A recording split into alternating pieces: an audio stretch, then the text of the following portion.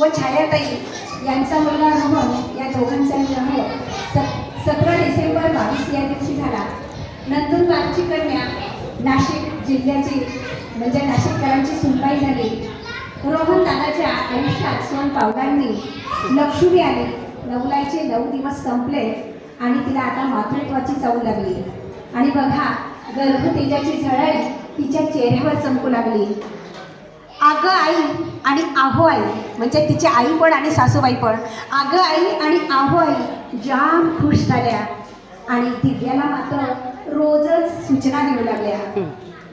अगं दिव्या, हळू चाल बेटा, जोरात चालू नको, बाळासाठी हे चांगलं असतं, ते खाऊ नको. नातवंडासाठी दिव्याची काळजी घेत आहे, नाजूकशा बाळाची रोजच स्वप्न पाहत आहे.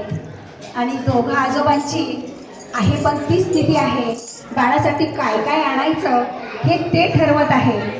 आत्या, मावशी, मामा, काका सर्वच आहे आनंदात. बाळाचं काय नाव ठेवायचं बोलत असतात एकमेकात.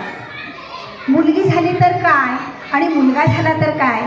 ऐक ना बाळा, तुझी किती मजा ना. मुलगी झाली तर राणी आणि मुलगा झाला तर राजा.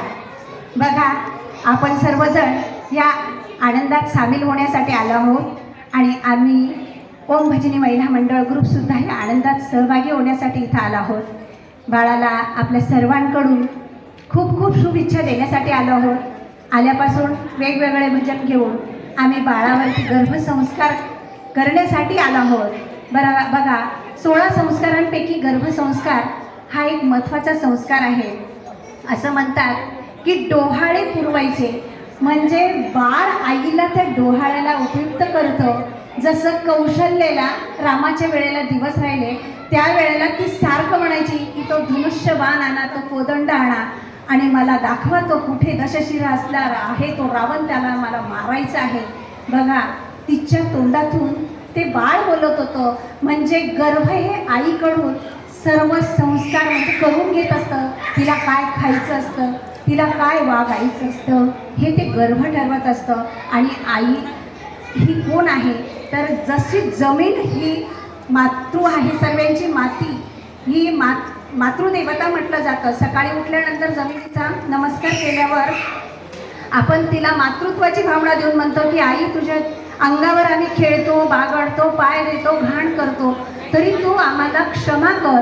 तसं आई आपल्या बाळाच्या लाता पोटात घेते, प्रसव वेदना सहन करून ती 9 महिन्यांनी आपल्या बाळाला जन्म देते. त्या आईचे उपकार कधीही भेटले जात नाही.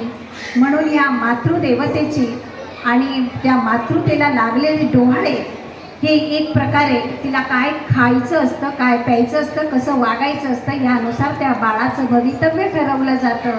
आणि बघा, आज असं योगायोगाने आमच्या भजन मंडळाला तुम्ही संधी दिली आणि आम्ही आलो, तुमच्या आनंदात आम्ही सहभागी आहोत. आता पुढचे कार्यक्रम आपण करूया.